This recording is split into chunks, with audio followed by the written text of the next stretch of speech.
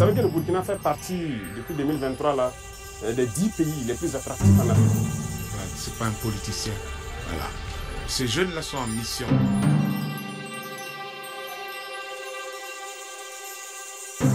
Il n'en est absolument rien. Nous, on ne fuit pas. Jamais. Nous sommes soldats et ça, c'est la dernière des choses qui vient en tête.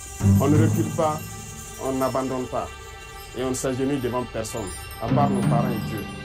Nous, on n'a pas peur. On n'a jamais eu peur. La peur, on ne connaît pas la peur. C'est des menteurs. Ils ont la haine en eux.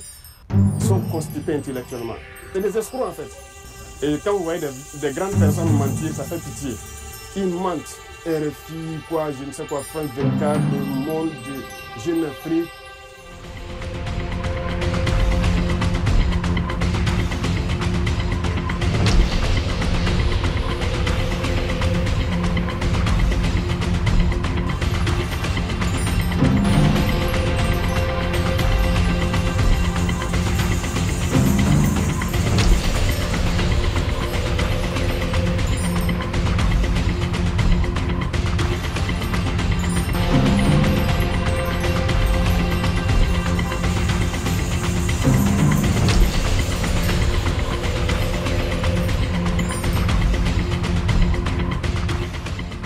On va causer à bâton rompu. Bonjour à tous. Je dirais que c'est un réel plaisir donc, de passer encore une fois de plus vous dire bonjour. Hier, ça faisait une semaine exactement que l'incident est arrivé. Je vais passer voir là où la roquette est tombée. Mais sachez une chose, c'est ceux qui sont là pour vous protéger en fait, qui ont malheureusement fait l'incident. Parce que vous les voyez poster autour, ils vous fatiguent beaucoup sûrement ces derniers temps chaque matin. Parce qu'ils ont renforcé la sécurité depuis plusieurs mois, qui amène à beaucoup de fouilles et de désagréments. Mais c'est pour vous. C'est pour que quelqu'un ne puisse pas venir vous faire du mal ici, parce que vous êtes très important, c'est un lieu stratégique. C'est dans le cadre de leur élève que, en voulant vérifier un certain nombre de choses, malheureusement, donc quelqu'un a fait partir le coup. Et ceux-là qui étaient à côté là-bas et celui qui a actionné ont été blessés aussi. Donc ils ont été transportés à Yalgado ce jour-là. Dieu merci, ils ont quitté Yalgado, avec quelques séquelles bien sûr, parce que la roquette ça ne pardonne pas, notamment au niveau de la main. Malheureusement la roquette s'est dirigée dans la cour de la RTV ici, et on peut rendre encore grâce à Dieu parce qu'il n'y a pas eu de victimes en tant que telles. Il y a eu 2 blessés pris en charge par l'infirmerie de la présidence. Immédiatement, l'aide de camp après le conseil a pu venir aussi constater les dégâts et me rendre compte donc de la situation des blessés qui étaient stables. J'espère qu'ils vont encore mieux. En tant que civil, c'est normal. Le traumatisme, vous n'avez jamais entendu une roquette détonner à côté. Encore que vous soyez comme une cible, ça se comprend. On a mis en place une équipe de psychologues pour essayer de prendre en charge notamment ces 2 blessés-là et tout le personnel. Ce n'est pas fait à dessein contre vous. Voilà, c'est juste un incident, ça arrive. Dans le maniement des l'arme, ça arrive toujours. Voilà pourquoi ce qu'on appelle dans l'ISTC chez nous, il y a des règles. Voilà. Malheureusement, des incidents peuvent arriver, ça arrive toujours. Et souvent même c'est malheureux. Donc là, on peut rendre grâce à Dieu qu'il n'y a pas eu vraiment de mort. Et tous les blessés sont en bonne de la santé. On dit Dieu merci. Personne ne veut se faire surprendre. Donc quand une relève arrive là, chacun veut vérifier que ces instruments de travail là marchent très bien. C'est normal, c'est logique. Voilà. Mais nous sommes en ville et ces incidents ne doivent pas arriver en ville. Donc ne soyez pas plus apeurés que ça. Et j'espère que la tension est en train de baisser. On a duré avant de venir vous voir parce que, avec juste raison, on pourrait vous expliquer le pourquoi. Sinon, dès le lendemain, on pourrait venir vous voir. Mais on a fait sciemment et je pense que vous comprendrez. Voilà, vous aurez l'occasion de poser vos questions éventuellement et qu'on pourrait répondre. On va poser à bâton rompu pour vous déstresser un peu parce que depuis là, je vois qu'il y a tellement d'informations qui fusent de partout. Et vous-même, vous posez des questions aussi. Excellence, bonjour, soyez les bienvenus. Je vous en prie. Justement, par rapport à l'incident qui s'est déroulé mercredi, il n'en fallait pas plus pour alimenter les réseaux sociaux et même certains médias qui parlent de mutinerie des hommes et de votre probable fuite vers une destination inconnue. Que s'est passé exactement? Peut-être qu'ils allaient dire même que le directeur de la télé a été enlevé aussi. Mais bon, il n'en est rien. Hein. Voilà. Et souvent, on a l'habitude de dire un certain nombre de termes, les gens disent de ne pas le dire. Mais la réalité est là, en fait. Voilà, il y a des apatrides, il y a des ennemis de la nation. Et il y a un discours de Sankara que je vois que vous avez fait passer la dernière fois que je suivais. C'est d'actualité, c'est comme si nous sommes aujourd'hui et qu'il est en train de parler, en fait. Voilà, c'est ça la réalité. Il n'en est absolument rien. Nous sommes là et chacun devrait faire attention ce jour-là. L'incident s'est passé pendant qu'on était en conseil. Et si les gens avaient fui, est-ce qu'après le conseil, il y aurait eu un point de presse? Il y a eu un point de presse, non? Mais comme ils ont l'habitude de mentir, comme ils respirent, ils essaient d'embobiner les gens. Ces individus, il ne faut pas les écouter. Hein. Ils veulent distraire les gens. C'est rien d'important. Nous, on ne fuit pas. Jamais. Nous sommes soldats et ça, c'est la dernière des choses qui vient en tête. On ne recule pas, on n'abandonne pas et on ne s'agenouille devant personne, à part nos parents et Dieu. Donc ça, c'est notre mentalité comme ça. Ils ont raconté tout ce qu'ils veulent et on les regardait justement à cause de ça qu'on n'est pas venu très tôt.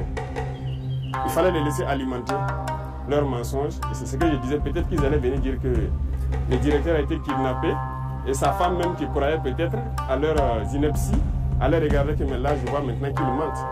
Ils ont la haine en eux. Ils sont constipés intellectuellement. Et c'est ça qui fait qu'ils sont obligés de mentir. Parce que sûrement qu'ils ont pris, ils ont un pacte avec les impérialistes et ils sont obligés de travailler pour les faire croire. C'est des escrocs en fait. Sinon nous on est là, on continue de travailler, on est avec vous chaque matin, on passe. Voilà. Mais on ne voulait pas venir pour les laisser continuer jusqu'à aller se noyer eux-mêmes. Et je pense qu'ils se sont bien noyés maintenant. Toute l'Afrique a compris que ce sont des apatrides, ce sont des ennemis de la nation. Voilà, sinon il n'en est absolument rien. Nous sommes là, on travaille. Monsieur le Président, quelle est l'appréciation que vous faites du traitement de cet incident par les médias, notamment les médias occidentaux? Les médias occidentaux, c'est pas nouveau. Hein. Et ça tombe bien, vous êtes des journalistes, vous travaillez dans l'information. Vous voyez ce qu'on appelle le média mensonge? Je pense que beaucoup ont compris maintenant. La plupart sont des médias menteurs. Ils ont passé le temps à mentir, à manipuler.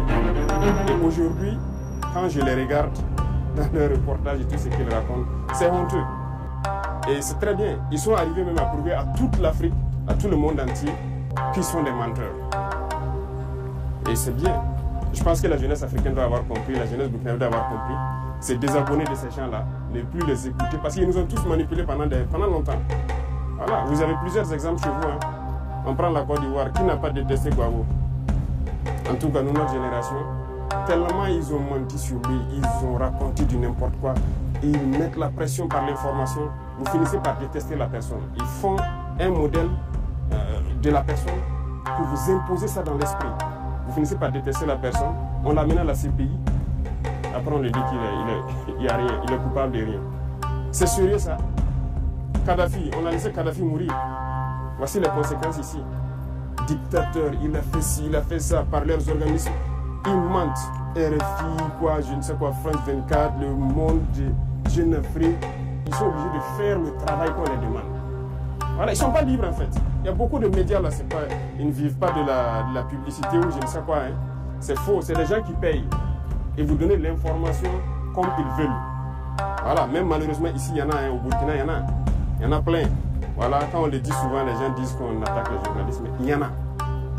Je pense qu'il faut faire le choix entre gagner son pain, mais aussi aimer sa patrie en fait.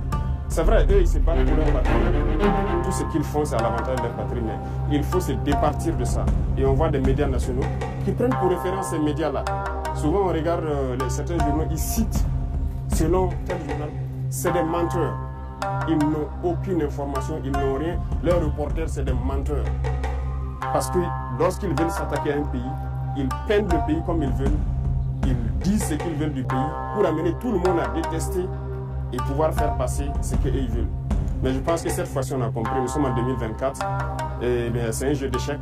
Allons-y, on verra bien ce que ça va donner. Donc il faut vous départir de ces médias-là. Bonjour, Excellence. En lien toujours avec l'incident de tir certaines sources auraient indiqué qu'il y ait eu des mouvements d'avions, d'hélicoptères à Ouagadougou et à Douri. Qu'est-ce qui a expliqué ces mouvements d'hélicoptères, d'avions observés? On a dit que nous on a fui en hélicoptère pour aller à Douri. Et quand vous voyez des grandes personnes mentir, ça fait pitié. En réalité, c'était le mercredi, c'était le lendemain de l'attaque de Mansilla. On a lancé une opération à Mansilla. Et donc les hélicoptères envoyaient des troupes en renfort encore. C'est juste ça. Donc ils ont décollé ici, aller à Douri, aller prendre donc, des éléments donc, du 9e BIR. Il y avait des éléments de l'hygiène qu'ils ont pris ici à Ouagadougou, aller pour l'opération au niveau de Mansilla. Donc on a aussi appris ça comme ça. C'est vrai. Vous voyez, ils ont une tactique. Comme je dis, le peu de neurones qui les restent là, ils exploitent ça pour faire quelque chose de vraisemblable. Ils prennent toujours une information vraie. Et autour, maintenant, ils construisent leurs gros mensonges. Si vous n'êtes pas vigilant, vous allez croire que c'est vrai. Les hélicoptères ont réellement survolé. C'est vrai. Ça, c'est un fait. Tout le monde a observé. Alors, mais ils ont survolé pourquoi? C'est là la question. Donc, ils construisent de gros mensonges autour de ça. Tout le monde a vu les hélicoptères survoler. Et ils disent que voilà, non, c'est faux. C'est la même tactique qu'ils ont employée quand les hélicoptères, les Ilyushin ont atterri à Ouagadougou. Il y a eu 6 vols d'Ilyushin à Ouagadougou. C'est vrai, les Ilyushin ont atterri. Mais ils prennent ça et quand je les regarde, ils mentent tellement comme ils respirent. Ils construisent quelque chose de gros autour, que c'est des Wagner et des militaires maliens qui sont venus. Bon, moi je ne dirais pas militaires maliens, c'est des militaires de l'AES. Donc ils sont militaires maliens, les générations libres de venir au Burkina quand ils veulent, comme ils veulent. Mais c'est faux. C'est archi faux. Les Russes sont déjà ici. On travaille ensemble, ils sont là. Pourquoi encore on va faire venir? Oh ben ceux-là, ils n'ont pas pu nous aider à faire ce qu'on veut. Ça ne veut rien dire. Secondo, je peux vous rassurer, ces avions par exemple qui ont atterri, les hélicos, je vous ai expliqué, les avions c'est du matériel des Nations Unies. Après la fin de la mission, les munitions sont restées à Gao, à Bamako, un peu partout. C'est le bateau Tombouctou qui avait commencé à prendre nos munitions d'ailleurs pour évacuer vers Bamako. Ils ont détruit ce bateau-là. Donc on a trouvé d'autres moyens d'envoyer ça là-bas. Et là, c'est des munitions qu'on a ramassées venir. Et il y a des munitions même d'autres pays qu'on va détruire ici. Donc il y a une structure des Nations Unies qui est la UNMAS, qui est au courant de l'opération, qui doit même superviser cette opération ces 2 jours-là. C'est des munitions donc, de la mission qu'on a ramassées. À Gao, on avait une FPI et à Tombouctou, on avait nos hommes. Les munitions étaient à Bamako. C'est tout. Mais l'acharnement là doit vous permettre de comprendre qu'il y a quelque chose de bizarre quand même. Donc c'est faux. Les mouvements d'humeur, c'est faux. Il n'y a rien eu. Et ça fait que hier ou c'est avant-hier là, l'état-major était obligé de communiquer. Mais nous ne voulions même pas qu'il communique. Et c'est parce que les parents des soldats à Douri ont commencé à les appeler.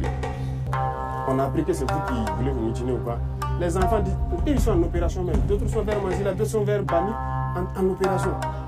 Et les parents les emmerdaient beaucoup. Donc ils ont demandé à ce que, est-ce que l'état-major peut communiquer vraiment pour qu'on arrête de les emmerder, de les laisser se concentrer sur leurs opérations. Vous voyez ce qu'ils font? C'est pas bien, sinon il n'y a rien, absolument rien. C'est leur souhait peut-être. C'est leur souhait, mais ils ne verront pas ça se réaliser. Non, c'est une injure à nos soldats. Nos soldats sont beaucoup plus intelligents qu'eux. Ils savent ce qu'ils font, ils savent où est le pays, ils savent où on part. Excellence, dans certains milieux, on a même parlé de vacances du pouvoir et qu'au sein de l'armée, il y aurait des tractations pour désigner votre successeur. Est-ce que vous avez été tenu au courant de ces dites tractations? Si c'est vacant, qu'ils viennent prendre. Puisqu'ils ont dit qu'on a fui aller au Niger, non. Ils n'ont qu'à venir prendre. Ils essayent là-bas pour faire quoi? Ils n'ont qu'à venir eux-mêmes venir prendre. Ils n'ont rien compris en fait. Mais comprenez-les, s'ils ont été payés et qu'ils n'ont pas atteint leur objectif, ils sont obligés de mentir pour justifier ce qu'ils font. Et ce n'est pas eux seuls. Vous voyez les Djibril Bassolé et autres là, ils se baladent à travers le monde, ils mentent, ils composent avec les terroristes pour tuer les Burkinabés, croyant qu'ils peuvent faire changer des choses. C'est révolu ça. Les gens ont compris. Donc il faut leur dire peut-être si c'est vacant, ils n'ont qu'à venir. Ils viennent prendre. Ces gens n'ont rien, ils n'ont pas d'enfants, ils n'ont rien dans l'armée. Et c'est vous qui vous asseyez là-bas pour essayer de manipuler les enfants d'autrui, espérant faire ce que vous voulez. Est-ce qu'ils sont intelligents? Ça, c'est une insulte. C'est une insulte même au peuple burkinabé de prendre les gens pour des enfants, raconter des balivernes et croire que les gens vont avaler ça. Non, les gens sont intelligents. Nous sommes en 2024. Voilà, c'est plus les années où les gens peuvent voir des informations comme ça et puis bondir dessus et tout. Mais retenez qu'ils ont plusieurs objectifs. C'est le chaos, c'est voilà, déstabiliser le Burkina parce que notre ligne de conduite ne les plaît pas. Et ça nous réconforte. Ça nous réconforte, ça fait que nous, on veut aller vers notre objectif qu'on s'est assigné. Donc n'ayez pas de crainte à cela en fait. Beaucoup d'informations sont sorties, comme vous l'avez dit. Quel est votre message à l'endroit des Burkinabés de l'intérieur et surtout de la diaspora qui se pose beaucoup de questions sur la marche de la transition? Les gens vont comprendre. Nous voilà ici. Peut-être qu'ils vont dire que c'est du fake aussi. Venez me serrer la main, peut-être qu'ils vont croire que... Voilà, ça au moins c'est pas du fake. Voilà. C'est eux qui ont toute la technologie, nous on n'a pas encore à ce niveau-là. Voilà, donc nous on est libre dans notre pays et il ne faut pas que les gens vont s'inquiéter. Je disais qu'ils ont beaucoup d'objectifs. L'un des objectifs, c'est de faire peur aux investisseurs. Pour dire que le Burkina est instable, le Burkina ne peut pas. Vous savez que le Burkina fait partie, depuis 2023, là, des 10 pays les plus attractifs en Afrique. Les investisseurs veulent venir au Burkina parce qu'ils voient de la vision. Ils voient que ce pays peut se développer avec ce que nous sommes en train d'entreprendre. Donc il y a beaucoup de gens qui nous visitent, qui viennent pour investir au Burkina. Et quand ils font ça, ça fait peur aux investisseurs. C'est leur objectif, donc c'est dire à ceux de Burkina de l'extérieur et d'autres investisseurs qui veulent venir au Burkina, c'est archi faux ce qu'ils racontent. Le Burkina est bien stable, ils peuvent venir, ils peuvent croire au Burkina. Et tous ceux qui sont à l'extérieur, tous ces médias mensonges-là, c'est du fake qu'ils racontent. Voilà, c'est l'un de leurs objectifs. Ils ont un plan en tête, c'est sûr. Mais nous sommes aussi au courant. On les attend, le pied ferme. Voilà, peut-être la prochaine phase, c'est de dire aux gars de la télé, de voilà, faire attention. C'est pas exclu que le plan suivant, qu'ils essaient de hacker un certain nombre d'applications au Burkina Faso pour perturber certaines choses. On les attend. Voilà, ils ne font rien pour rien. Quand ils commencent leurs mensonges, la désinformation, c'est en vue de quelque chose. Mais on les suit et on les attend de pied ferme. Et nous allons les apporter la réponse qu'il faut. Et ceux aussi qui sont à l'intérieur, qui continuent de manipuler avec eux, ils vont nous comprendre. Maintenant, c'est fini. Nous avons laissé le temps écouler pour qu'ils déversent tous leurs mensonges. On va agir de façon très ferme. Donc, il ne faut pas que les gens à l'extérieur vont se fier à je dirais les conneries comme ça. Voilà, ça ne veut rien dire. Et c'est malheureux que ce soit des Burkinabés qui se retrouvent à l'extérieur, qui participent à ça. Voilà, ils sont nombreux en Côte d'Ivoire, qui continuent dans ça. On ne sait pas ce qu'on a fait à ces gens-là. Mais ils n'ont qu'à continuer leur sale besoin. Personne ne va les écouter encore. Voilà, donc c'est rassurer tout le monde. Les Burkinabés de l'intérieur de rester sereins et imperturbables, il n'y a rien. Nous sommes là et nous continuons de travailler pour le bonheur des Burkinabés. Avec tout ce qui se passe, est-ce qu'il vous arrive d'avoir peur pour votre vie? Comment vous gérez émotionnellement tout ce qui se passe? La raison est Hélène, l'émotion est nègre. Vous voyez, ils jouent aussi sur l'émotion. Voilà, quand ils ont fini par faire comprendre à tout le monde qu'ils sont à l'origine des attaques. Et ils essaient de prendre ça pour créer l'émotion. Parce que dans leur tête, les nègres n'est qu'émotion. On se base sur l'émotion pour agir et tout. Parce qu'ils ont fait une analyse que c'est quoi? C'est une attaque qui a fait partir Rob. C'est Gaskindé qui a fait partir Damiba. C'est comme ça dans leur tête. Vous ne pouvez pas changer ça. Et il les faut créer un incident malheureux pour espérer que nous ne sommes pas. Parce que le Burkinabé n'est qu'émotion. Non, ils ne connaissent pas le Burkinabé.